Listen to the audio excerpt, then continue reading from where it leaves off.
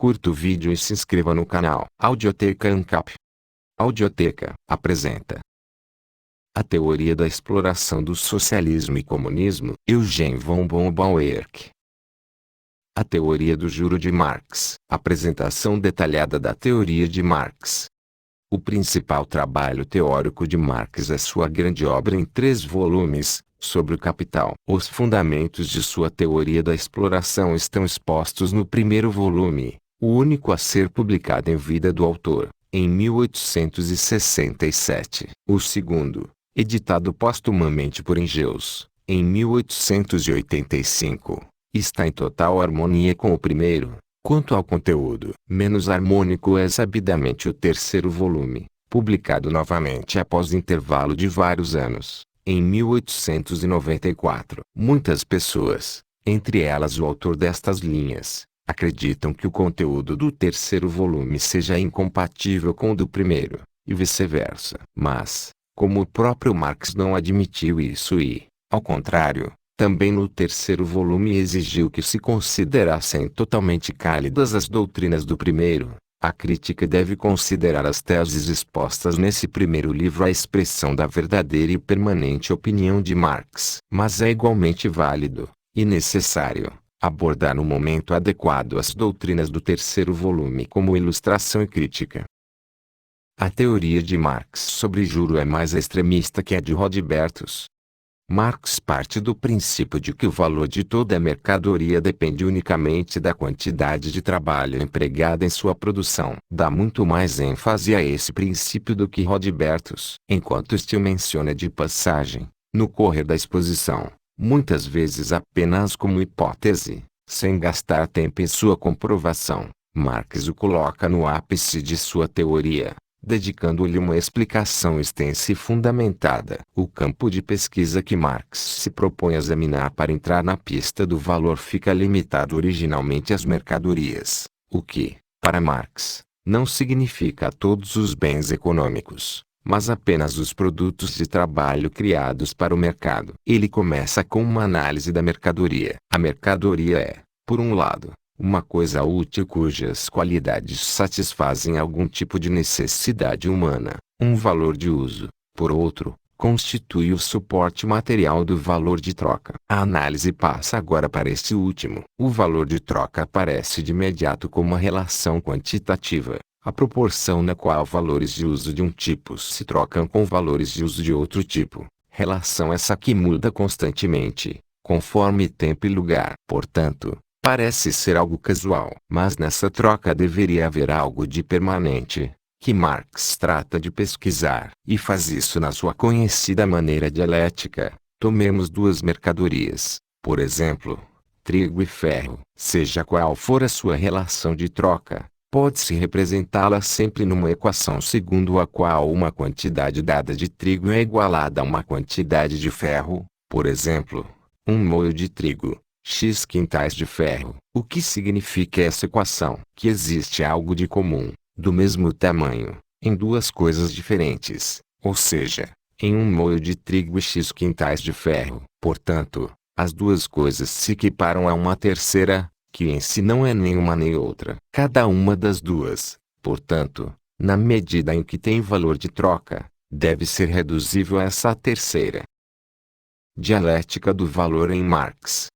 Esse elemento comum, prossegue Marx, não pode ser uma característica métrica, física, química, ou outra característica natural das mercadorias. Suas características corporais, aliás, só entram em consideração na medida em que as tornam úteis, e são, portanto, valores de uso. Mas, por outro lado, a relação de troca das mercadorias aparentemente se caracteriza por se abstrair dos valores de uso dessas mercadorias. Segundo ela, o valor de uso vale tanto quanto qualquer outro, desde que apareça na proporção adequada. Ou, como diz o velho Barbon, um tipo de mercadoria é tão bom quanto o outro, quando seu valor de troca for igual. Não existe distinção entre coisas do mesmo valor de troca. Como valores de uso, as mercadorias são principalmente de qualidades diferentes, como valores de troca só podem ser de quantidades diferentes e, portanto, não contém um átomo sequer de valor de uso. Abstraindo o valor de uso das mercadorias, elas guardam ainda uma característica, a de serem produtos de trabalho. No entanto, também o produto de trabalho já se transformou em nossas mãos. Se abstrairmos o seu valor de uso, também estaremos abstraindo os elementos e formas corporais que o tornam valor de uso. Não se trata mais de mesa, ou casa, ou fio, ou outra coisa útil. Todas as suas características sensoriais estão apagadas. Ele também já não é o produto da marcenaria, ou da construção, ou da tecelagem, ou de qualquer trabalho produtivo. Com o caráter utilitário dos produtos de trabalho, desaparece o caráter utilitário dos trabalhos neles efetuados, e somem também as diversas formas concretas desses trabalhos. Eles já não se distinguem entre si, reduziram-se todos ao mesmo trabalho humano abstrato. Consideremos agora o que restou dos produtos de trabalho. Nada resta deles senão aquela mesma objetualidade espectral, mera gelatina de trabalho humano indistinto, ou seja, o gasto de forças de trabalho humanas sem consideração pela forma desse dispêndio. Essas coisas apenas nos dizem que na sua produção se gastou força de trabalho humano, se acumulou o trabalho humano. Como cristais dessa substância social comum, eles são valores. Assim se define e se determina o conceito de valor. Segundo a teoria dialética, ele não é idêntico ao valor de troca, mas relaciona-se com ele de maneira íntima e inseparável. Ele é uma espécie de destilado conceitual do valor de troca. Para usar as palavras do próprio Marx, ele é a parte comum que aparece na relação de troca, o valor de troca das mercadorias. O reverso é igualmente válido. O valor de troca é a expressão necessária ou a manifestação do valor. O tempo de trabalho socialmente necessário de Marx.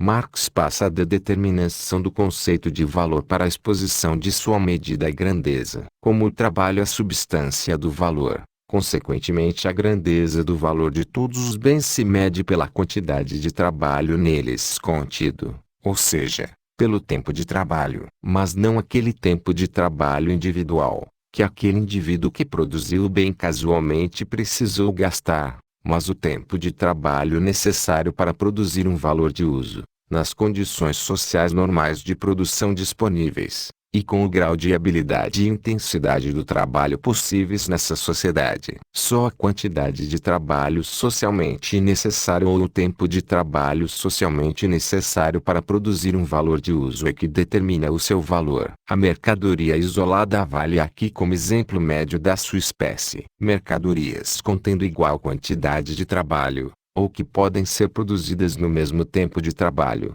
tem por isso o mesmo valor. O valor de uma mercadoria relaciona-se com o valor de outra mercadoria, da mesma forma que o tempo de trabalho necessário para a produção de uma delas se relaciona com o tempo de trabalho necessário para a produção da outra. Como valores, todas as mercadorias são apenas medidas de tempo de trabalho cristalizado.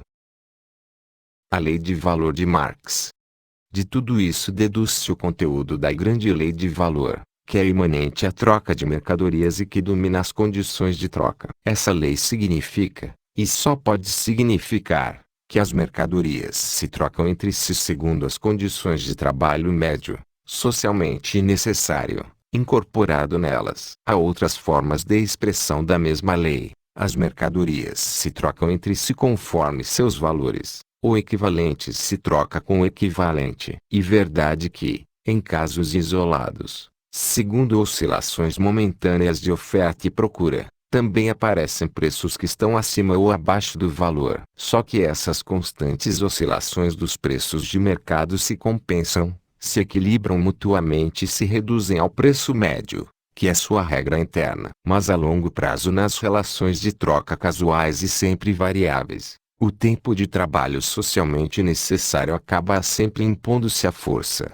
como lei natural imperante. Marx considera essa lei como eterna lei de troca de mercadorias, como racional, como a lei natural do equilíbrio. Os casos eventuais em que mercadorias são trocadas a preços que se desviam do seu valor são considerados casuais em relação à regra, e os próprios desvios devem ser vistos como infração da lei de troca de mercadorias.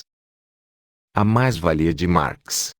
Sobre essa base da teoria do valor, Marx ergue a segunda parte de sua doutrina, a sua famosa doutrina da mais-valia. Ele examina a origem dos ganhos extraídos pelos capitalistas dos seus capitais. Os capitalistas tomam determinada soma em dinheiro, transformam-na em mercadorias, e, através da venda, transformam as mercadorias em mais dinheiro, com ou sem um processo intermediário de produção. De onde vem esse incremento? Esse excedente da soma de dinheiro obtida em relação à soma originalmente aplicada, ou, como diz Marx, essa mais-valia. Marx começa limitando as condições do problema, na sua peculiar maneira de exclusão dialética. Primeiro, ele explica que a mais-valia não pode vir do fato de que o capitalista, como comprador, compra as mercadorias regularmente abaixo do seu valor e, como vendedor, regularmente as vende acima do seu valor. Portanto,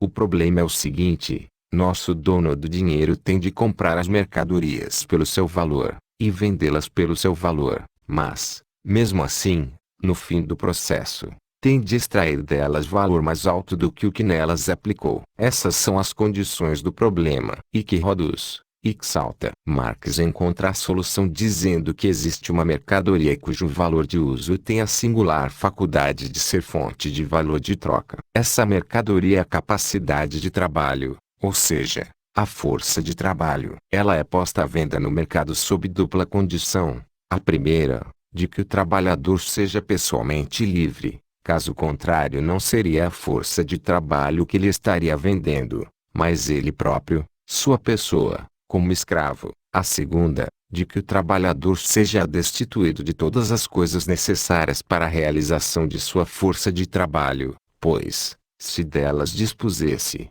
ele preferiria produzir por conta própria, pondo à venda seus produtos, em vez de sua força de trabalho. Pela negociação com essa mercadoria, o capitalista obtém a mais-valia. O processo se dá da seguinte forma: o valor da mercadoria força de trabalho depende, como o de qualquer outra mercadoria, do tempo de trabalho necessário para sua produção, o que, nesse caso, significa que depende do tempo de trabalho necessário para produzir todos os alimentos que são indispensáveis à subsistência do trabalhador. Se, por exemplo, para os alimentos necessários para um dia for preciso um tempo de trabalho de 6 horas, e se esse tempo de trabalho corporificar 3 moedas de ouro, a força de trabalho de um dia poderia ser comprada por 3 moedas de ouro. Caso o capitalista tenha efetuado essa compra, o valor de uso da força de trabalho lhe pertence, e ele a concretiza fazendo o trabalhador trabalhar para ele. Se o fizesse trabalhar apenas as horas diárias corporificadas na força de trabalho pelas quais ele teve de pagar quando comprou essa força de trabalho, não existiria a mais-valia. Ou seja, 6 horas de trabalho não podem atribuir ao produto em que se corporificam mais do que 3 moedas, uma vez que foi isso que o capitalista pagou como salário. Contudo, os capitalistas não agem dessa maneira. Mesmo que tenham comprado a força de trabalho por um preço que corresponde só a 6 horas de trabalho, fazem o trabalhador trabalhar o dia todo. Então, no produto criado durante esse dia, se corporificam mais horas de trabalho do que as que o capitalista pagou, o que faz o produto ter valor mais elevado do que o salário pago. A diferença é a mais-valia, que fica para o capitalista. Tomemos um exemplo. Suponhamos que um trabalhador possa tecer em 6 horas 5 quilos de algodão em fio, com o valor de 3 dólares. Suponhamos, também, que esse algodão tenha custado 20 horas de trabalho para ser produzido e que, por isso, tem um valor de 10 dólares. Suponhamos, ainda, que o capitalista tenha despendido, na máquina de tecer, para estas 6 horas de tecelagem, o correspondente a 4 horas de trabalho, que representam um valor de 2 dólares. Assim, o valor total dos meios de produção consumidos na tecelagem, algodão mais máquina de tecer, equivalerá a 12 dólares, correspondentes a 24 horas de trabalho. Se acrescentarmos a isso as 6 horas do trabalho de tecelagem, o tecido pronto será, pois, no total, produto de 30 horas de trabalho, e terá, por isso, valor de $15. Se o capitalista deixar o trabalhador alugado trabalhar apenas 6 horas por dia, a produção do fio vai custar-lhe $15, 10 pelo algodão, 2 pelo gasto dos instrumentos, 3 em salário. Não existe mais-valia. Muito diferentes seriam as circunstâncias se este mesmo capitalista fizesse o trabalhador cumprir 12 horas diárias. Nestas 12 horas, o trabalhador processaria 10 quilos de algodão, nos quais já teriam sido corporificadas, anteriormente, 40 horas de trabalho, com um valor de $20. Os instrumentos teriam consumido o produto de 8 horas de trabalho, no valor de $4, mas o trabalhador acrescentaria ao material bruto um dia de 12 horas de trabalho, ou seja, faria surgir um valor adicional de $6. As despesas do capitalista, $20 pelo algodão, $4 pelo gasto dos instrumentos, e 3 pelo salário, somariam apenas $27. Iria, então, sobrar uma mais-valia de $3. Portanto, para Marx, a mais-valia é uma consequência do fato de o capitalista fazer o trabalhador trabalhar para ele sem pagamento durante uma parte do dia. O dia de trabalho se divide, assim, em duas partes. Na primeira, o tempo de trabalho necessário, o trabalhador produz seu próprio sustento, ou o valor deste. Por essa parte do trabalho, ele recebe o equivalente em forma de salário. Durante a segunda parte, o superávit em tempo de trabalho, ele é explorado, e produz a mais-valia, sem receber qualquer equivalente por ela. Portanto, o capital não é apenas controle sobre o trabalho, como diz Smith, é essencialmente controle sobre o trabalho não pago. Toda a mais-valia, seja qual for a forma em que vá se cristalizar mais tarde, lucro, juro, renda etc., é, substancialmente, materialização de trabalho não pago. O segredo da autovalorização do capital reside no controle que exerce sobre determinada quantidade de trabalho alheio não pago. As inovações de Marx comparadas com as de Rodbertus.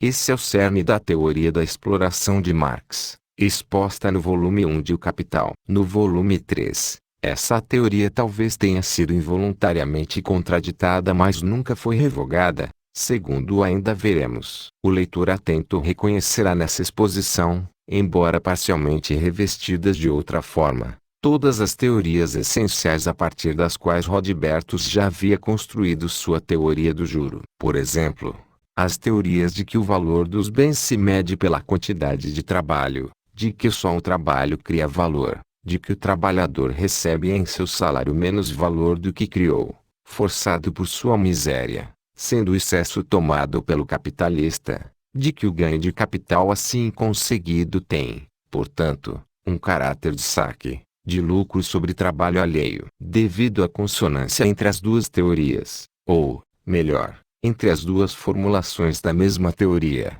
quase tudo o que apresentei como objeção à doutrina de Rodbertus também vale, plenamente, para de Marx. Por isso, posso agora limitar-me a algumas exposições complementares, que julgo necessárias, em parte para adequar minha crítica à singular formulação de Marx, em parte para tratar de uma verdadeira inovação introduzida por Marx. Entre essas inovações, a mais importante é a tentativa de afirmar e fundamentar o princípio de que todo valor se baseia em trabalho. Em relação a Rodbertus, combati esse princípio tão incidentalmente como ele o apresentou. Contentei-me com a inclusão de algumas exceções indiscutíveis, sem ir ao fundo do assunto. Em relação a Marx, não posso nem quero fazer isso. Encontro-me num terreno que foi inúmeras vezes palmeado por excelentes intelectuais, em discussões teóricas, de modo que não posso esperar acrescentar aí muita novidade. Mas creio que não seria bom,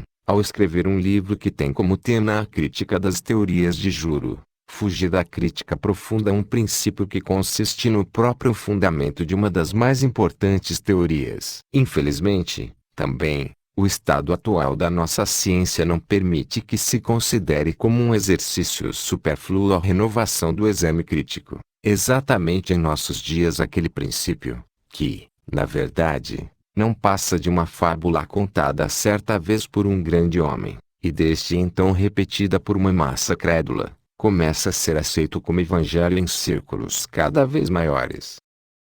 Fraqueza da prova de autoridade de Marx, baseada em Smith e Ricardo.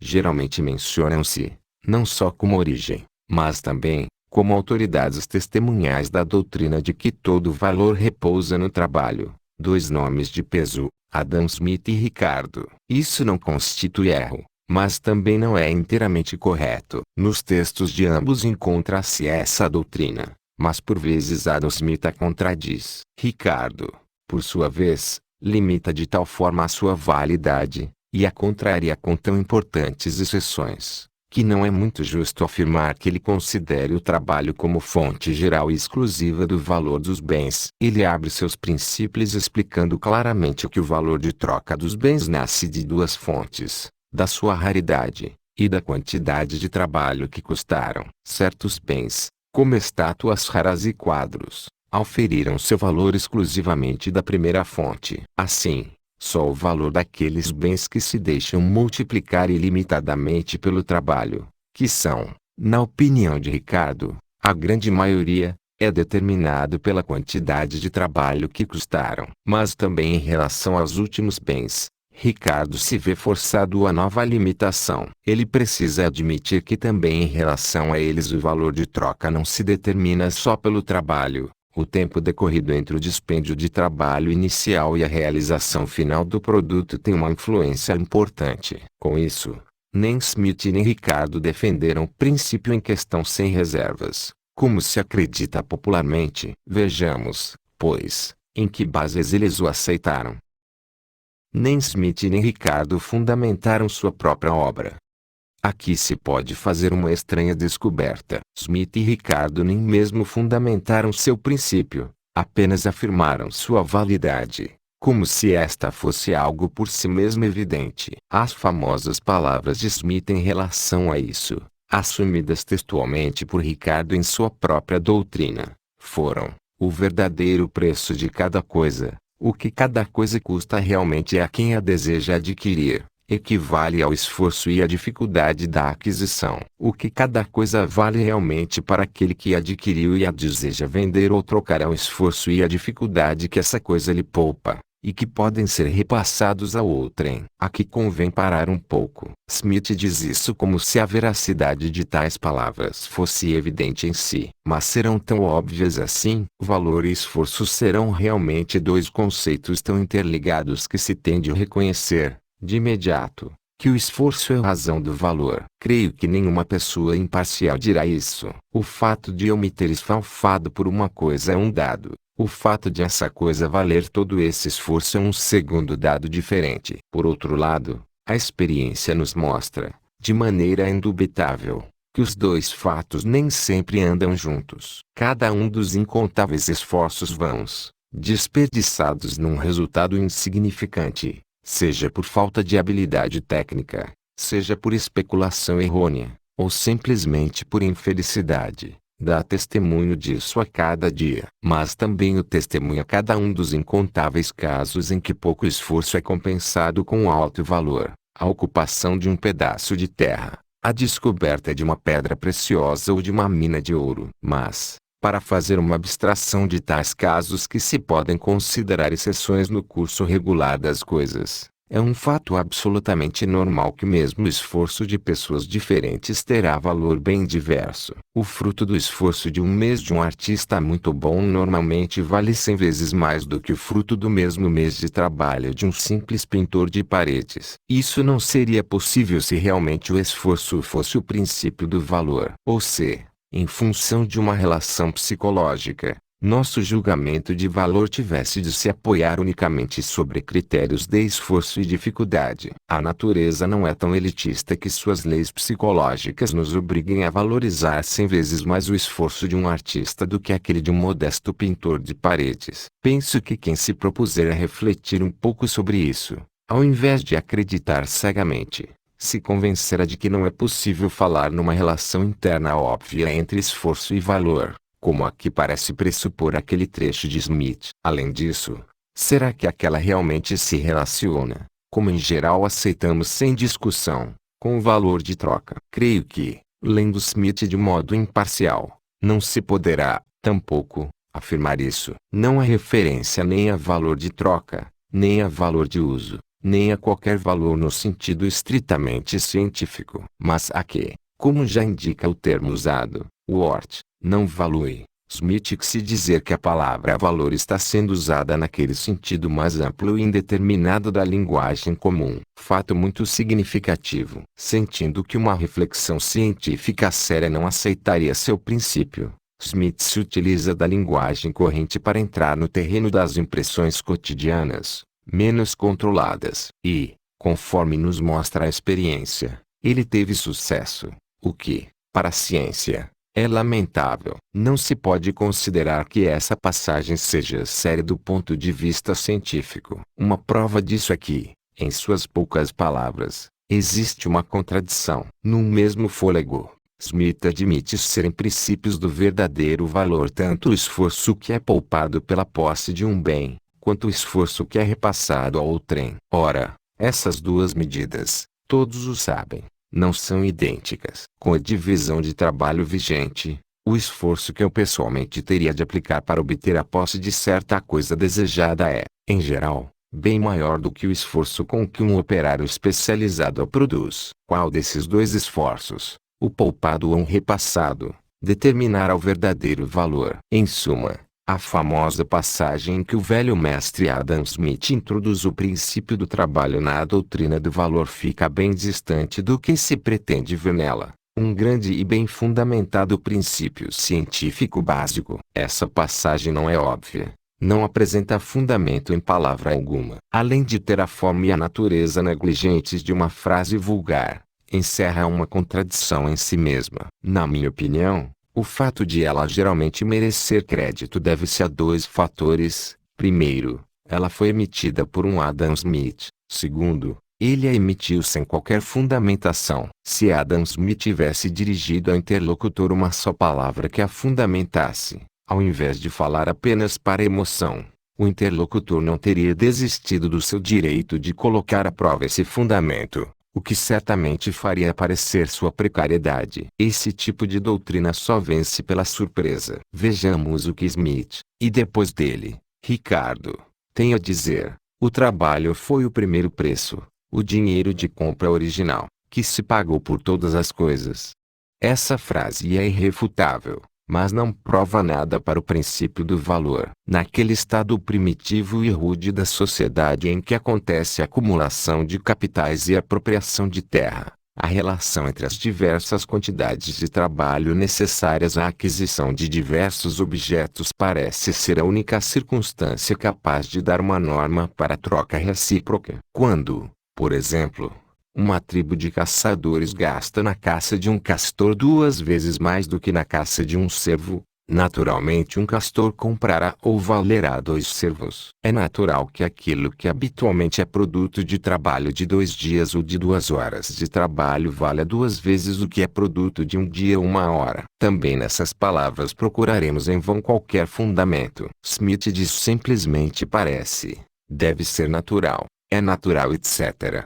Mas deixa que o leitor se convença por si da naturalidade dessas palavras. Aliás, tarefa que pôs os primeiros, via de regra, se levam 10 dias para encontrar, enquanto o cervo habitualmente se caça depois de 1 segundo. Condições de tempo de trabalho, teria de ser natural também. Por exemplo, que uma borboleta rara e colorida, ou uma rã comestível, valesse 10 vezes mais do que um cervo, pois os primeiros, via de regra, se levam 10 dias para encontrar, enquanto o cervo habitualmente se caça depois de 1 dia de trabalho. E uma relação cuja naturalidade dificilmente parecerá óbvia a quem quer que seja. Creio poder resumir da seguinte maneira o resultado dessas últimas considerações. Smith e Ricardo afirmaram axiomaticamente, sem nenhuma fundamentação, que o trabalho é princípio do valor dos bens. No entanto, não se trata de um axioma. Consequentemente,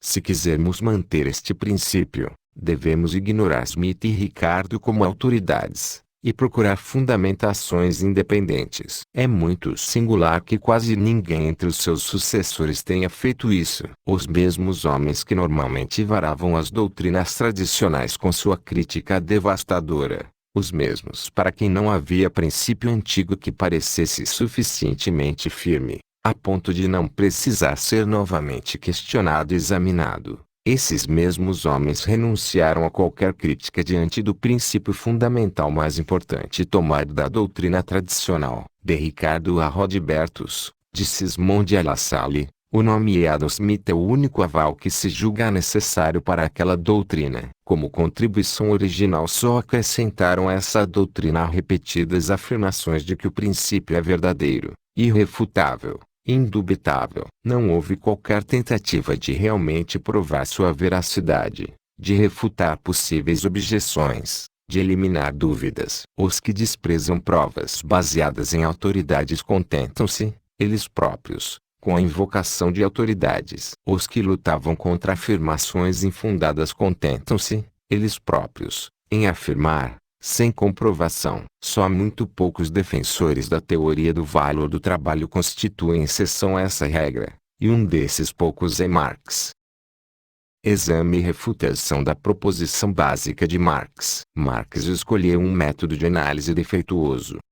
Alguém que busque uma verdadeira fundamentação da tese em questão poderá encontrá-la através de dois caminhos naturais: o empírico e o psicológico. O primeiro caminho nos leva a simplesmente examinar as condições de troca entre mercadorias, procurando ver se nelas se espelha uma harmonia empírica entre valor de troca e gasto de trabalho. O outro, com uma mistura de indução e dedução muito usada em nossa ciência, nos leva a analisar os motivos psicológicos que norteiam as pessoas nas trocas e na determinação de preços, ou em sua participação na produção. Da natureza dessas condições de troca poderíamos tirar conclusões sobre o comportamento típico das pessoas. Assim, descobriríamos, também, uma relação entre preços regularmente pedidos e aceitos, de um lado, e a quantidade de trabalho necessária para produzir mercadorias de outro. Mas Marx não adotou nenhum desses dois métodos naturais de investigação. É muito interessante constatar,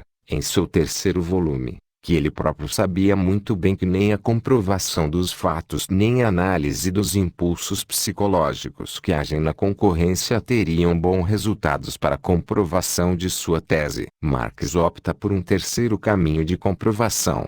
Aliás, um caminho bastante singular para esse tipo de assunto: a prova puramente lógica, uma dedução dialética tirada da essência da troca. Marx já encontrara no velho Aristóteles que a troca não pode existir sem igualdade, e a igualdade não pode existir sem a comensurabilidade. Marx adota esse pensamento. Imagina a troca de duas mercadorias na forma de uma equação. Deduz que nas duas coisas trocadas, portanto igualadas, tem de existir algo comum da mesma grandeza, e conclui propondo-se a descobrir essa coisa em comum, a qual se devem poder reduzir, como valores de troca, as coisas equiparadas. Fatos que antecedem uma troca devem evidenciar antes desigualdade do que igualdade. Eu gostaria de intercalar aqui um comentário. Mesmo a primeira pressuposição, a de que na troca de duas coisas existe uma igualdade das duas, igualdade essa que se manifesta, o que, afinal, não significa a grande coisa, me parece um pensamento muito pouco moderno e também muito irrealista, ou, para ser bem claro, muito precário. Onde reinam igualdade e equilíbrio perfeitos não costuma surgir qualquer mudança em relação ao estado anterior. Por isso, quando no caso da troca tudo termina com as mercadorias trocando de dono, é sinal de que esteve em jogo alguma desigualdade ou preponderância que forçou a alteração. Exatamente como as novas ligações químicas que surgem a partir da aproximação entre elementos de corpos. Muitas vezes o parentesco químico entre os elementos do corpo estranho aproximado não é forte, mas é mais forte do que o parentesco existente entre os elementos da composição anterior. De fato, a moderna economia é unânime em dizer que a antiga visão escolástico-teológica da equivalência de valores que se trocam é incorreta. Mas não darei maior importância a esse assunto, E volto-me agora ao exame crítico daquelas operações lógicas e metódicas através das quais o trabalho termina por surgir como aquela coisa em comum a qual as coisas equiparadas se poderiam reduzir. Método intelectual errôneo de Marx. Para sua busca desse algo em comum que caracteriza o valor de troca, Marx procede da seguinte maneira: coteja as várias características dos objetos equiparados na troca e, depois, pelo método de eliminação das diferenças, exclui todas as que não passam nessa prova, até restar, por fim, uma única característica, a de ser produto de trabalho. Conclui, então, que seja esta a característica comum procurada. E um procedimento estranho, mas não condenável. E estranho que, em vez de testar a característica de modo positivo, o que teria levado a um dos dois métodos antes comentados, coisa que Marx evitava, ele procure convencer-se, pelo processo negativo, de que a qualidade buscada é exatamente aquela, pois nenhuma outra é a que ele procura, e a que ele procura tem de existir. Esse método pode levar à meta desejada quando é empregado com a necessária cautela e integridade, ou seja, quando se tem, escrupulosamente, o cuidado necessário para que entre realmente, nessa peneira lógica, tudo o que nela deve entrar para que depois não se cometa engano em relação a qualquer elemento que porventura fique excluído da peneira. Mas como procede Marx? Desde o começo, ele só coloca na peneira aquelas coisas trocáveis que têm a característica que ele finalmente deseja extrair como sendo a característica em comum, deixando de fora todas as outras que não a têm. Faz isso como alguém que, desejando ardentemente tirar da urna uma bola branca, por precaução coloca na urna apenas bolas brancas. Ele limita o campo da sua busca da substância do valor de troca às mercadorias. Esse conceito, sem ser cuidadosamente definido, é tomado como mais limitado do que o de bens e se limita a produtos de trabalho, em oposição a bens naturais. Aí, então, fica óbvio que,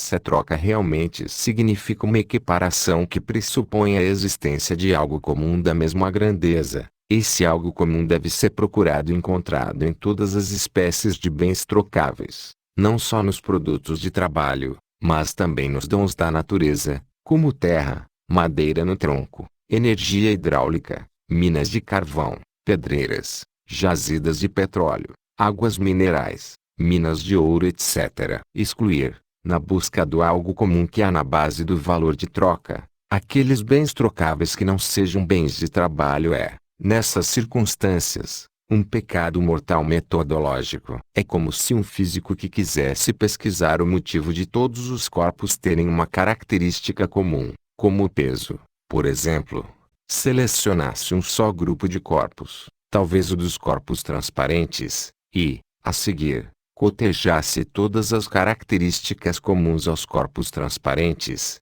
terminando por demonstrar que nenhuma das características, a não ser a transparência, pode ser causa de peso, e proclamasse, por fim, que, portanto, a transparência tem de ser a causa do peso. A exclusão dos dons da natureza, que certamente jamais teria ocorrido a Aristóteles, pai da ideia da equiparação na troca, não pode ser justificada, principalmente porque muitos dons naturais, como o solo, são dos mais importantes objetos de fortuna e comércio. Por outro lado, não se pode aceitar a afirmação de que, em relação aos dons naturais, os valores de troca são sempre casuais e arbitrários. Não só existem preços eventuais para produtos de trabalho, como também, muitas vezes, os preços de bens naturais revelam relações nítidas com critérios ou motivos palpáveis. E conhecido que o preço de compra de terras constitui um múltiplo da sua renda segundo a porcentagem de juro vigente, é também certo que, se a madeira no tronco ou o carvão na mina obtém um preço diferente, isso decorre da variação de localização ou de problemas de transporte, e não do mero acaso. Marx se exime de justificar expressamente o fato de haver excluído do exame anterior parte dos bens trocáveis. Como tantas vezes, também é que sabe deslizar sobre partes espinhosas de seu raciocínio com uma escorregadia habilidade dialética, Ele evita que seus leitores percebam que seu conceito de mercadoria é mais estreito do que o de coisa trocável. Para a futura limitação no exame das mercadorias, ele prepara com incrível habilidade um ponto de contato natural, através de uma frase comum, aparentemente inofensiva, posta no começo do seu livro. A riqueza das sociedades em que reina a produção capitalista aparece como uma monstruosa coleção de mercadorias. Essa afirmação é totalmente falsa se entendermos o termo mercadoria no sentido de produto de trabalho, que o próprio Marx lhe confere mais tarde. Pois os bens da natureza, incluindo a terra, são parte importante e nada diferente da riqueza nacional. Mas o leitor desprevenido facilmente passa por essas inexatidões, porque não sabe que mais tarde Marx usará a expressão mercadoria num sentido muito mais restrito. Aliás, esse sentido também não fica claro no que se segue a essa frase. Ao contrário, nos primeiros parágrafos do primeiro capítulo fala-se alternadamente de coisa, de valor de uso, de bem e de mercadoria, sem que seja traçada uma distinção nítida entre estes termos. A utilidade de uma coisa, escreve ele na página 10, faz dela um valor de uso. A mercadoria é um valor de uso ou bem. Na página 11, lemos, o valor de troca aparece como relação quantitativa, na qual valores de uso de uma espécie se trocam por valores de uso de outra. Note-se que a que se considera primordialmente no fenômeno do valor de troca também a equação valor de uso igual bem. E com a frase examinemos a coisa mais de perto, naturalmente inadequada para anunciar o salto para outro terreno, mais estreito, de análise, Marx prossegue, uma só mercadoria, um moio de trigo, troca-se nas mais diversas proporções por outros artigos. E ainda, tomemos mais duas mercadorias etc. Aliás, nesse mesmo parágrafo ele volta até com a expressão coisas, e logo num trecho muito importante, em que diz que algo comum da mesma grandeza existe em duas coisas diferentes que são equiparadas na troca. A falácia de Marx consiste numa seleção tendenciosa de evidências. No entanto, na página 12, Marx prossegue na sua busca do algo comum já agora apenas para o valor de troca das mercadorias, sem chamar atenção, com uma palavra que seja, para o fato de que isso estreitará o campo de pesquisa, direcionando-o para apenas uma parcela das coisas trocáveis. Logo na página seguinte ele abandona de novo essa limitação, e a conclusão, a que há pouco havia chegado para o campo mais restrito das mercadorias, passa a ser aplicada ao círculo mais amplo dos valores de uso dos bens. Um valor de uso ou bem, portanto, só tem um valor, na medida em que o trabalho humano abstrato se materializa ou se objetiva nele. Se, no trecho decisivo, Marx não tivesse limitado sua pesquisa aos produtos de trabalho, mas tivesse também procurado algo comum entre os bens naturais trocáveis, ficaria patente que o trabalho não pode ser o elemento comum. Se Marx tivesse estabelecido essa limitação de maneira clara e expressa, tanto ele quanto seus leitores infalivelmente teriam tropeçado nesse grosseiro erro metodológico. Teriam sorrido desse ingênuo artifício, através do qual se destila, como característica comum, o fato de ser produto de trabalho, pesquisando num campo do qual antes foram indevidamente retiradas outras coisas trocáveis que, embora comuns, não são produto do trabalho. Só seria possível lançar mão deste artifício da maneira como o fez, ou seja, subrepticiamente, com uma dialética rápida, passando bem depressa pelo ponto espinhoso da questão. Expresso minha admiração sincera pela habilidade com que Marx apresentou de maneira aceitável um processo tão errado,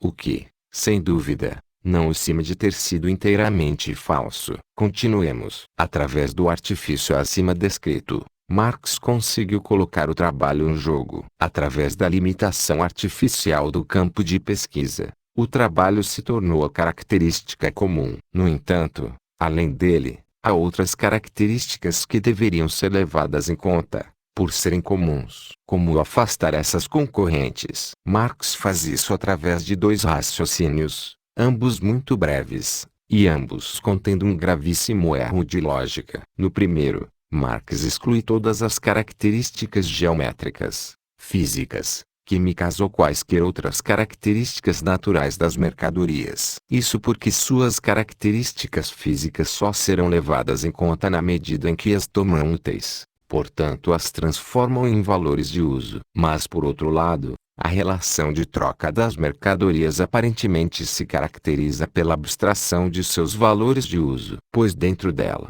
da relação de troca, um valor de uso cabe tanto quanto outro qualquer, desde que exista aí em proporção adequada. O que diria Marx do argumento que segue? Num palco de ópera, 3 cantores, todos excelentes, um tenor, um baixo e um barítono, recebem, cada um salário de $20.000 por ano. Se alguém perguntar qual é a circunstância comum que resulta na equiparação de seus salários, respondo que, quando se trata de salário, uma boa voz vale tanto quanto outra. Uma boa voz de tenor vale tanto quanto uma boa voz de baixo, ou de barítono. O que importa é que a proporção seja adequada. Assim, por poder ser, aparentemente, afastada da questão salarial, a boa voz não pode ser a causa comum do salário alto. É claro que tal argumentação é falsa. É igualmente claro também que é incorreta a conclusão a que Marx chegou, e que foi por mim aqui transcrita. As duas sofrem do mesmo erro. Confundem a abstração de uma circunstância em geral com a abstração das modalidades específicas nas quais essa circunstância aparece. O que, em nosso exemplo, é indiferente, para a questão salarial, é apenas a modalidade específica da boa voz, ou seja, se se trata de voz de tenor, baixo ou barítono, mas não a boa voz em si. Da mesma forma, para a relação de troca das mercadorias, abstrai-se da modalidade específica sob a qual pode aparecer o valor de uso das mercadorias, quer sirvam para alimentação, quer sirvam para moradia ou para roupa, mas não se pode abstrair do valor de uso em si. Marx deveria ter deduzido que não se pode fazer abstração desse último, pelo fato de que não existe valor de troca onde não há valor de uso. Fato que o próprio Marx é forçado a reconhecer repetidamente. Mas coisa pior acontece com o passo seguinte dessa cadeia de argumentação. Se abstrairmos do valor de uso das mercadorias, diz Marx textualmente, resta-lhes só mais uma característica, a de serem produtos de trabalho. Será mesmo só mais uma característica? Acaso bens com valor de troca não têm, por exemplo, outra característica comum, qual seja, a de serem raros em relação à sua oferta, ou de serem objetos de cobiça e de procura, ou de serem ou propriedade privada ou produtos da natureza? E ninguém diz melhor nem mais claramente do que o próprio Marx que as mercadorias são produtos tanto da natureza quanto do trabalho. Marx afirma que as mercadorias são combinação de 2 elementos, matéria-prima e trabalho. E cita Petin num trecho em que este diz que o trabalho é o pai da riqueza, e a terra é a sua mãe. Por que, pergunto eu, o princípio do valor não poderia estar em qualquer uma dessas características comuns, tendo de estar só na de ser produto de trabalho? Acresce que, a favor dessa última hipótese, Marx não apresenta qualquer tipo de fundamentação positiva. A única razão que apresenta é a negativa, pois diz que o valor de uso, abstraído, não é princípio de valor de troca. Mas essa argumentação negativa não se aplica, com igual força, a todas as outras características comuns, que Marx ignorou. E há mais ainda. Na mesma página 12, em que Marx abstraiu da influência do valor de uso no valor de troca, argumentando que um valor de uso é tão importante quanto qualquer outro, desde que exista em proporção adequada. Ele nos diz o seguinte sobre o produto de trabalho, mas também o produto de trabalho já se transformou em nossas mãos. Se abstrairmos do seu valor de uso, abstrairemos também dos elementos materiais e das formas que o tornam valor de uso. Ele já não será mesa, casa ou fio, ou outra coisa útil. Todas as suas características sensoriais serão eliminadas. Ele não será produto de trabalho em marcenaria, construção ou tecelagem, ou outro trabalho produtivo. O caráter utilitário dos trabalhos corporificados nos produtos de trabalho desaparece se desaparecer o caráter utilitário destes produtos de trabalho, da mesma forma que desaparecem as diversas formas concretas desse trabalho. Elas já não se distinguem, são reduzidas a trabalho humano igual, a trabalho humano abstrato.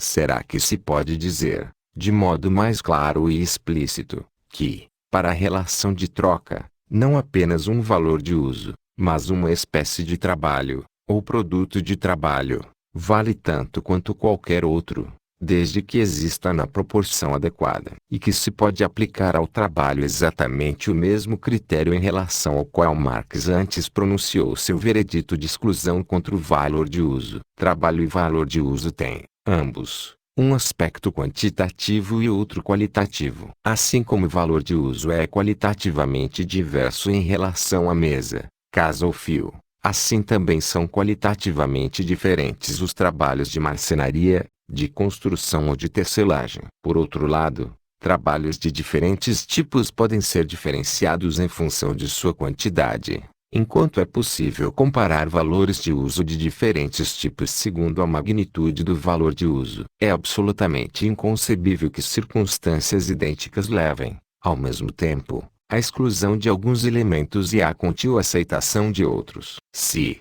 por acaso, Marx tivesse alterado a sequência de sua pesquisa, teria excluído o trabalho com o mesmo raciocínio com que exclui o valor de uso, com o mesmo raciocínio com que premiou o trabalho. Proclamaria, então, que o valor de uso, por ser a única característica que restou, é aquela característica comum tão procurada. A partir daí poderia explicar o valor como uma cristalização do valor de uso. Creio que se pode afirmar, não em tom de piada, mas a sério, que nos 2 parágrafos da página 12 onde se abstrai, no primeiro, a influência do valor de uso se demonstra, no segundo, que o trabalho é algo comum que se buscava, esses 2 elementos poderiam ser trocados entre si sem alterar a correção lógica externa, e que, sem mudar a estrutura da sentença do primeiro parágrafo, se poderia substituir valor de uso por trabalho e produtos de trabalho, e na estrutura da segunda colocar,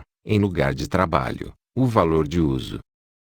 Marx tinha um intelecto de primeira categoria. Assim é a lógica e o método com que Marx introduz em seu sistema o princípio fundamental de que o trabalho é a única base do valor. Como já afirmei recentemente em outra parte, julgo totalmente impossível que essa ginástica dialética fosse a fonte real justificativa da convicção de Marx. Um pensador da sua categoria, e considerou um pensador de primeiríssima ordem, caso desejasse chegar a uma convicção própria, procurando com olhar imparcial a verdadeira relação das coisas, jamais teria partidas por caminhos tão tortuosos e antinaturais. Seria impossível que ele tivesse, por mero e infeliz acaso, caído em todos os erros lógicos e metodológicos acima descritos, obtendo, como resultado não conhecido nem desejado, essa tese do trabalho como única fonte de valor. Creio que a situação real foi outra. Não duvido de que Marx estivesse sinceramente convencido de sua tese, mas os motivos de sua convicção não são aqueles que estão apresentados em seus sistemas. Ele acreditava na sua tese como um fanático acredita num dogma. Sem dúvida, foi dominado por ela por causa das mesmas impressões vagas, eventuais, não bem controladas pelo intelecto, que antes dele já tinham desencaminhado Adam Smith e Ricardo, e sob influência dessas mesmas autoridades. E ele, certamente, jamais alimentou a menor dúvida quanto à correção dessa tese. Seu princípio tinha, para ele próprio, a solidez de um axioma. No entanto, ele teria de prová-lo aos leitores, o que não conseguiria fazer nem empiricamente nem segundo a psicologia que embasa a vida econômica. Voltou-se, então, para essa especulação lógico-dialética que estava de acordo com sua orientação intelectual, e trabalhou, e revolveu os pacientes conceitos e premissas, com uma espécie de admirável destreza, até obter realmente o resultado que desejava e que já de antemão conhecia, na forma de uma conclusão externamente honesta. Conforme vimos acima, Marx teve pleno sucesso nessa tentativa de fundamentar convincentemente sua tese, enveredando pelos caminhos da dialética. Mas será que teria obtido algum amparo se tivesse seguido aqueles caminhos específicos que evitou, ou seja, o empírico e o psicológico? Outros métodos de abordagem que não os de Marx. No segundo volume do presente trabalho, sua parte principal e positiva, veremos que a análise dos motivos psicológicos que influenciam o valor de troca levaria a um resultado diferente. Isso foi admitido até por Marx no seu terceiro volume póstumo. Resta, pois, a prova empírica, a prova da experiência factual. O que esta nos revelaria? 5 exceções factuais negligenciadas por Marx. A experiência mostra que o valor de troca está em relação com a quantidade de trabalho apenas em parte dos bens, e, mesmo nesses, isto só acontece incidentalmente. A relação factual, embora seja muito conhecida em decorrência da obviedade dos fatos em que se baseia, é raramente levada em conta. Todo mundo, inclusive os intelectuais socialistas, concorda que a experiência não confirma inteiramente o princípio do trabalho. Frequentemente encontramos a opinião de que os casos em que a realidade está de acordo com o princípio do trabalho formam a regra geral, e que os casos que contrariam esse princípio são uma exceção bastante insignificante. Essa ideia é muito errônea. Para corrigi-la de uma vez por todas, pretendo reunir as exceções que proliferam no início do trabalho. Dentro da economia, verão que as exceções são tão numerosas, que pouco sobra para a regra. 1.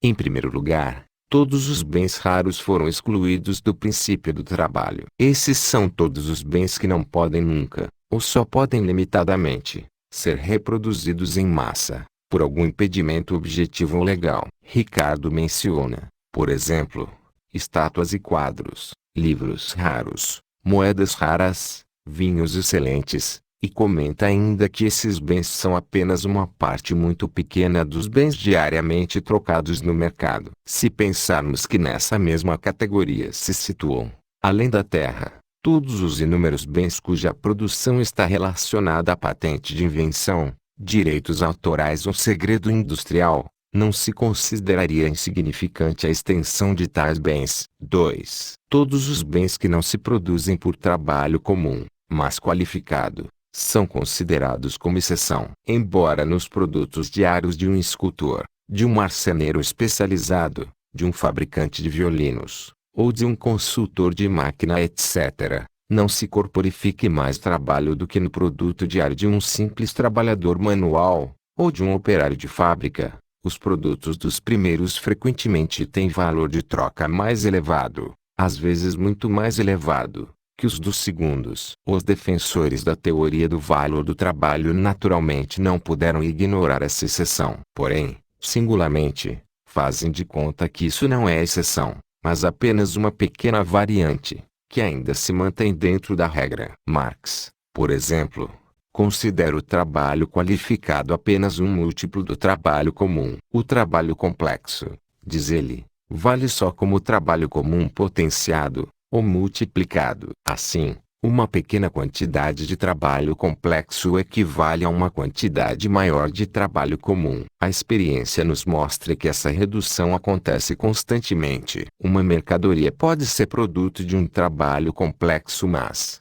se seu valor é igual ao produto de trabalho comum, ela passa a representar apenas determinada quantidade de trabalho comum. Eis uma obra-prima de espantosa ingenuidade. Não há nenhuma dúvida de que em muitas coisas, por exemplo, no valor monetário, um dia de trabalho de um escultor pode valer 5 dias de trabalho de um cavador de valetas. Mas que 10 horas de trabalho do escultor sejam realmente 60 horas de trabalho comum, certamente ninguém pretende afirmar. Acontece que, para a teoria, assim como para se estabelecer o princípio do valor, não importa o que as pessoas pretendem, e sim o que é real. Para a teoria, o produto diário do escultor continua sendo produto de um dia de trabalho. Se, por acaso, um bem que seja produto de um dia de trabalho vale tanto quanto outro bem que seja produto de 5 dias de trabalho, não importa o que as pessoas queiram que ele valha. E aí está uma exceção à regra,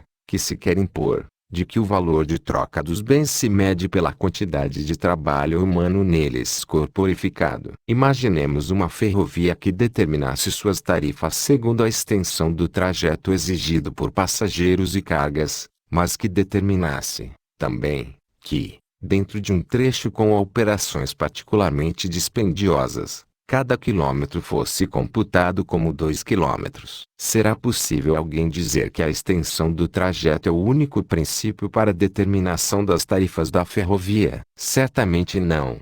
Finge-se que sim, mas, na verdade, o princípio é modificado levando em conta a natureza do trajeto. Assim também, apesar de todos os artifícios, não se pode salvar a unidade teórica do princípio do trabalho. Essa segunda seção abrange também significativa parcela dos bens comerciais, o que não deve ser necessário explicar mais detidamente. Se quisermos ser rigorosos, estão aí contidos praticamente todos os bens, uma vez que na produção individualizada de quase todos os bens entra em jogo ao menos um pouco de trabalho qualificado, o trabalho de um inventor, de um diretor, de um capataz, etc. Isso eleva o valor do produto a um nível um pouco acima daquele que corresponderia apenas à quantidade de trabalho. 3. A quantidade de exceções aumenta com um número bastante grande de bens produzidos por trabalho extraordinariamente mal pago. É sabido que,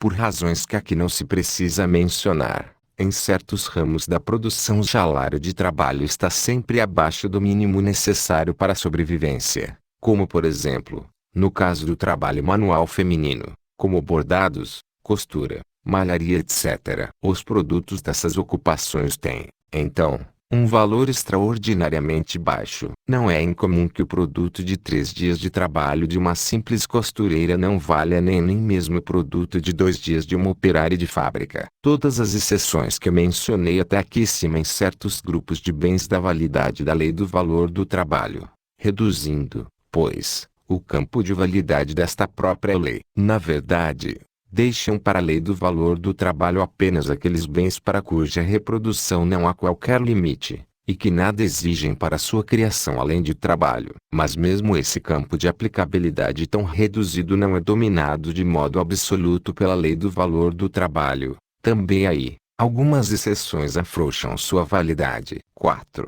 Uma quarta exceção do princípio do trabalho é formada pelo conhecido e admitido fenômeno de que também aqueles bens cujo valor de troca se harmoniza com a quantidade de custos de trabalho não demonstram tal harmonia em todos os momentos. Ao contrário, pelas oscilações de oferta e procura, frequentemente o valor de troca sobe ou desce além ou aquém daquele nível que corresponderia ao trabalho corporificado naqueles bens. Trabalho esse que só determinaria um ponto de gravitação, não uma fixação do valor de troca. Parece-me que os defensores socialistas do princípio do trabalho também se ajeitam depressa com essa exceção. Constatam-na, sim, mas a tratam como uma pequena irregularidade passageira, que em nada prejudica a grande lei do valor de troca. Mas não se pode negar que tais irregularidades não são mais que exemplos de valores de troca regulados por outros motivos que não a quantidade de trabalho. Esse fato deveria provocar pelo menos uma investigação,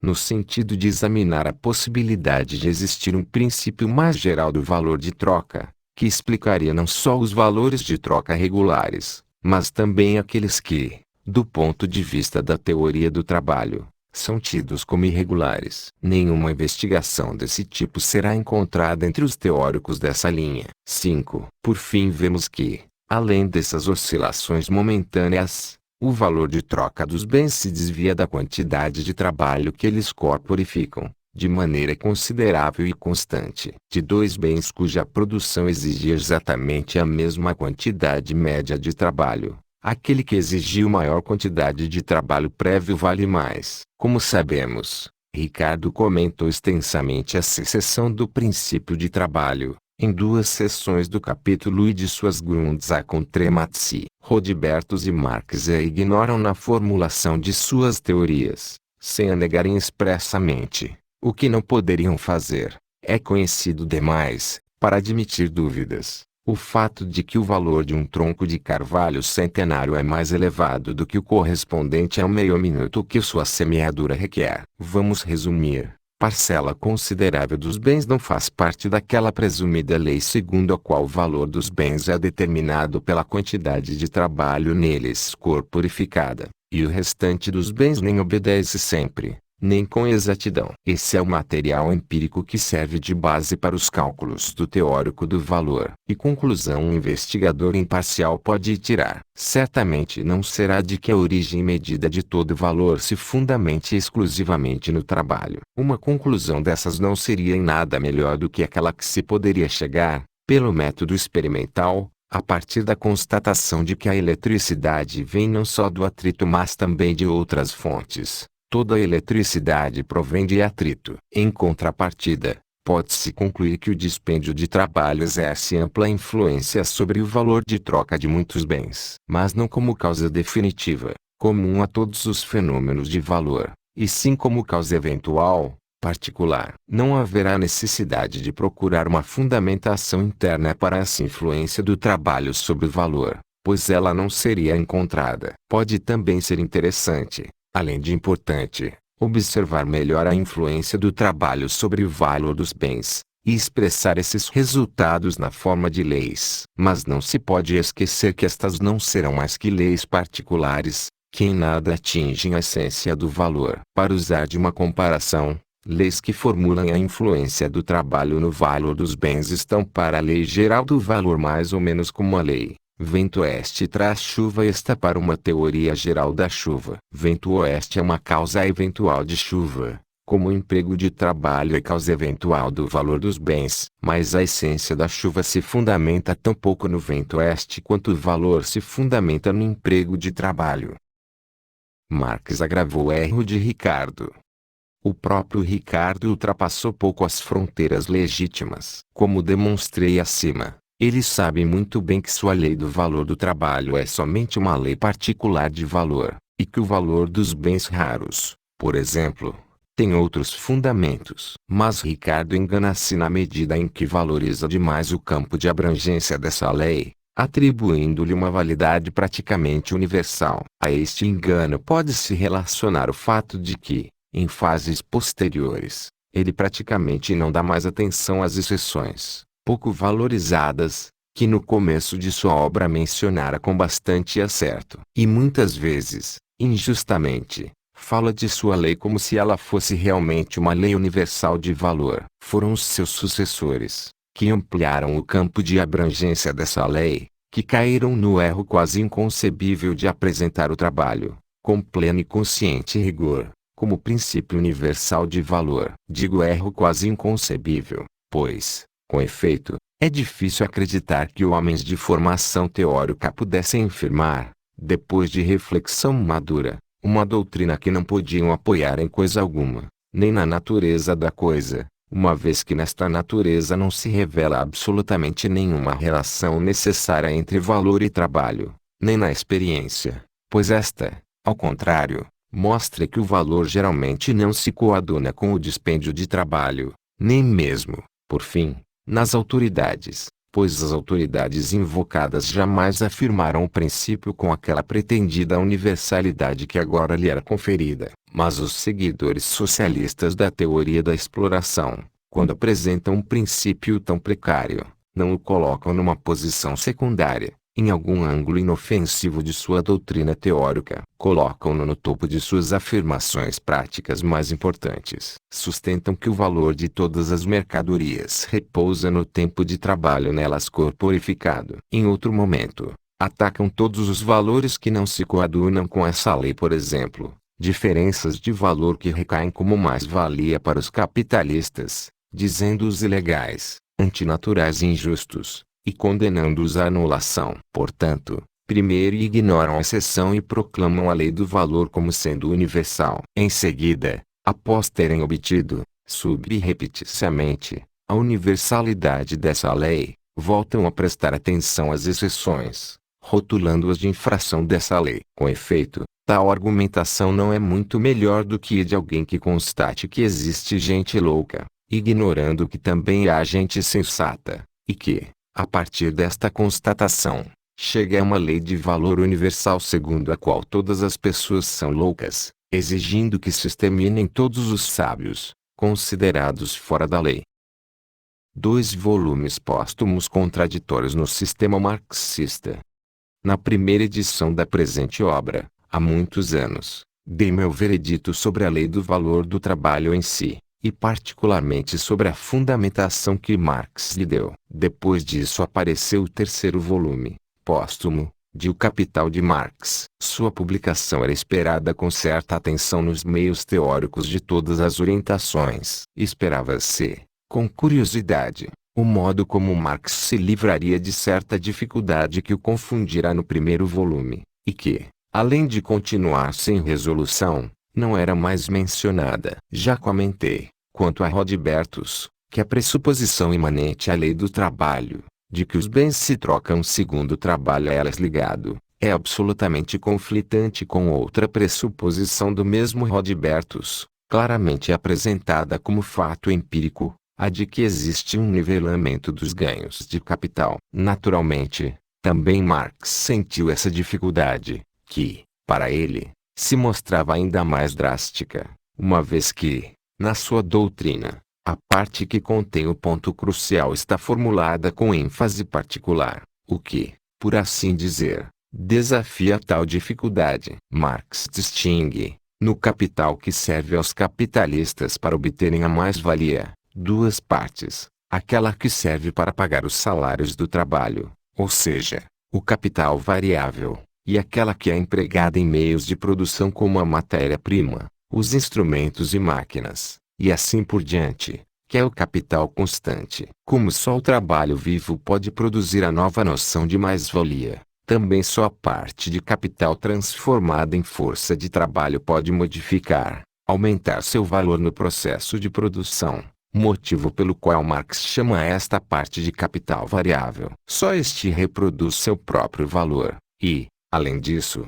um superávit chamado de mais-valia. O valor dos meios de produção consumidos é mantido igual, que aparece no valor do produto de outra forma, mas com o mesmo tamanho. Por isso, é chamado de capital constante e não pode produzir mais-valia. Como consequência necessária, que Marx destaca enfaticamente, a massa de mais-valia que pode ser produzida com um capital não se liga diretamente ao montante do capital total, mas apenas à parte variável dele. Disso resulta também que capitais de igual montante têm de produzir uma quantidade desigual de mais-valia, quando sua composição em parcelas constantes e variáveis, chamada por Marx de composição orgânica, é diferente. Designemos, como faz Marx, a relação entre a mais-valia e a parte de capital variável, que paga os salários, de porcentagem de mais-valia, e designemos a relação entre a mais-valia e o capital total aplicado pelo empresário, na base do qual, na prática, se costuma calcular a mais-valia, de porcentagem de lucro. Marx diria, então, que, se o grau de exploração é igual ou se a porcentagem de mais-valia é a mesma, nesse caso, capitais de composição orgânica diferente necessariamente vão redundar em porcentagens de lucro diferentes. Capitais em que a composição apresenta parcela variável maior levarão a uma porcentagem de lucro maior do que a resultante daqueles capitais em cuja composição a parcela constante é mais elevada. Mas a experiência revela que, por causa da lei do nivelamento de ganhos, os capitais sempre redundam logo em altas porcentagens de lucro, independentemente de sua composição. Há, portanto, um conflito evidente entre o que e o que deveria ser segundo a doutrina marxista. O próprio Marx não ignorava esse conflito. Já o comentara laconicamente em seu primeiro volume,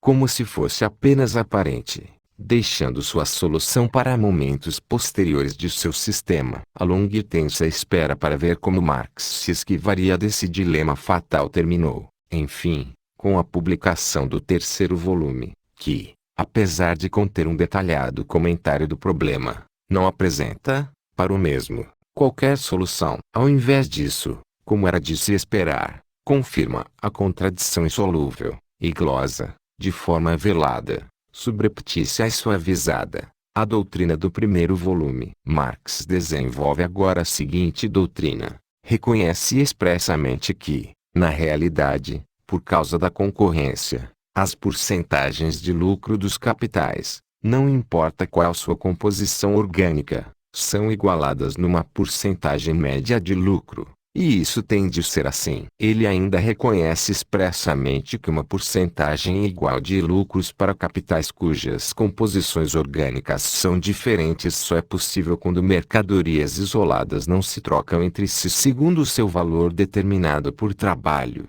mas a partir de uma relação que se desvia desse valor. E a troca é feita de maneira tal que as mercadorias com proporção mais elevada de capital constante, capitais de composição mais elevada, se trocam acima do seu valor. Em contrapartida, as mercadorias em cuja criação participa capital com proporção mais baixa de capital constante e mais alta de capital variável, capitais de composição mais baixa, se trocam abaixo do seu valor. E Marx, por fim, reconhece expressamente que na vida prática o estabelecimento de preços realmente acontece assim. Ele denomina esse preço de uma mercadoria, preço que contém, além da recompensa pelos salários pagos e pelos meios de produção gastos, seu preço de custo, o lucro médio pelo capital empregado na produção, de preço de produção. Este corresponde, na verdade, ao mesmo que Smith chama de natural price. Ricardo, de price of production, e os fisiocratas, de prix necessary. A longo prazo ele é a condição do abastecimento, da reprodução da mercadoria em qualquer esfera especial de produção. Na vida real, pois, as mercadorias não se trocam mais segundo seus valores, mas segundo seus preços de produção, ou, como Marx prefere dizer eufemisticamente, os valores se transformam em preços de produção. E impossível não reconhecer que essas afirmações e concessões do terceiro volume contradizem fortemente as doutrinas básicas do primeiro. No primeiro volume, apresentou seus leitores uma situação lógica e necessária, nascida da natureza da troca. Duas mercadorias igualadas entre si na troca devem conter algo em comum da mesma grandeza. E esse algo em comum de igual grandeza é o trabalho. No terceiro volume, lemos que as mercadorias igualadas na troca contêm de fato, e regularmente, quantidades desiguais de trabalho, e isso tem de ser necessariamente assim. No primeiro volume havia sido dito que mercadorias podem ser vendidas a preços que se desviam dos seus valores. Mas esse desvio aparece como infração da lei de troca de mercadorias. Agora se diz que a lei de troca de mercadorias prevê que as mercadorias sejam vendidas por seus preços de produção, que se desviam fundamentalmente dos seus valores. Creio que jamais o início de um sistema tenha sido punido por sua mentira final de maneira tão severa e cabal. Naturalmente, Marx não admite que haja nisso qualquer contradição. Também em seu terceiro volume ele proclama que a lei de valor do primeiro volume demonstra as verdadeiras condições da troca de bens, e não poupa esforços nem fugas dialéticas para demonstrar que essas condições ainda existem. Já comentei amplamente todos esses subterfúgios, demonstrando sua invalidade. Vou agora levar em conta, expressamente, apenas um deles. Em parte por ser, à primeira vista, extremamente sedutor, em parte por ser defendido não só por Marx, ainda antes do terceiro volume, mas também por alguns dos mais brilhantes teóricos socialistas da atual geração. Em 1889, Konrad Schmitt tentou desenvolver, de forma independente, mas ainda na linha de Marx, a parte incipiente da doutrina marxista. Sua teorização também desembocou no fato de que mercadorias isoladas não se trocam, como preconizava a lei de valor de Marx, segundo o trabalho nelas corporificado. Naturalmente, o autor se defrontou com a indagação, em que medida ainda se pode defender como válida a lei de valor de Marx, se é que se pode fazê-lo. Schmitt procurou, então, salvar essa validade com os mesmos argumentos dialéticos do terceiro volume de Marx. Esses argumentos dizem que as mercadorias isoladas,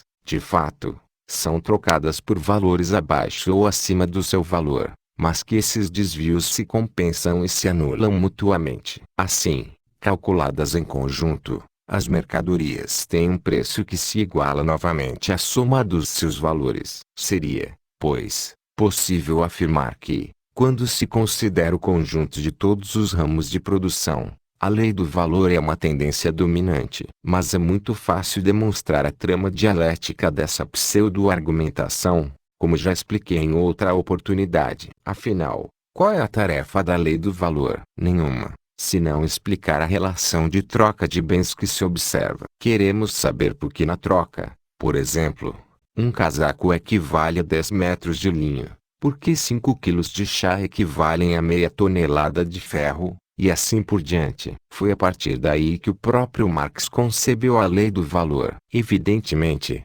só se pode falar em relação de troca entre mercadorias diferentes entre si. No entanto, no momento em que colocamos todas as mercadorias juntas e somamos seus preços, estamos necessária e deliberadamente fazendo abstração da relação que há no interior desse conjunto. As diferenças relativas de preços existentes no interior desse conjunto compensam-se na soma total. O quanto o chá, por exemplo, vale mais que o ferro, corresponde ao quanto o ferro, por sua vez, vale menos que o chá, ou vice-versa. De qualquer modo, tal explicação não responde à nossa indagação sobre a relação da troca de bens na economia, pois só é válida para o preço total de todas as mercadorias juntas. Seria o mesmo que, a uma pergunta que fizéssemos sobre quantos segundos ou minutos o vencedor de uma prova teria levado a menos do que seus concorrentes para percorrer a pista, nos respondessem que todos os concorrentes juntos haviam levado 25 minutos e 13 segundos. O problema é que os marxistas respondem à questão do valor com a sua lei do valor. Dizem que as mercadorias se trocam segundo o tempo de trabalho nelas corporificado. Depois, disfarçada ou abertamente, negam essa resposta quando se trata de troca de mercadorias isoladas. Justamente neste terreno em que a pergunta mais caberia. Assim, sua lei do valor tem validade apenas para o produto nacional total, ou seja, num campo em que essa questão não faz sentido nem tem resposta. Assim, a lei do valor é desmentida pelos fatos. A única situação em que não é desmentida não traz uma boa resposta para nossa pergunta, pois serviria de resposta a qualquer outra indagação. Na verdade, essa resposta nem mesmo pode ser considerada como tal, uma vez que não passa de mera tautologia. Como qualquer economista sabe, mesmo nas formas mais veladas de transação monetária, mercadorias se trocam por mercadorias. Toda mercadoria que é objeto de troca, ao mesmo tempo é mercadoria, é também o preço que a ela corresponde. A soma das mercadorias é idêntica à soma dos preços obtidos por elas. Em outras palavras,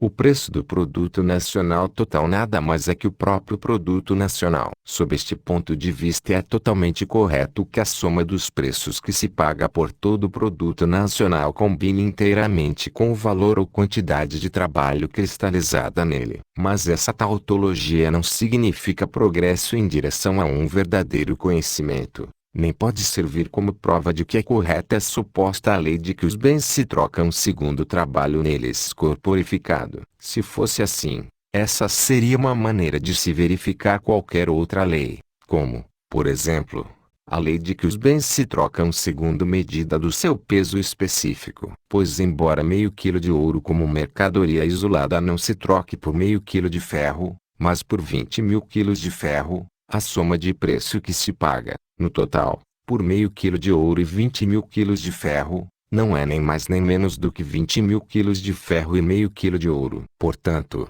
o peso total da soma dos preços, 20.000 quilos e meio, é exatamente igual ao peso total corporificado no total das mercadorias, isto é, 20.000 quilos e meio. Consequentemente, seria possível considerar o peso como a verdadeira medida segundo a qual se regula a relação de troca dos bens.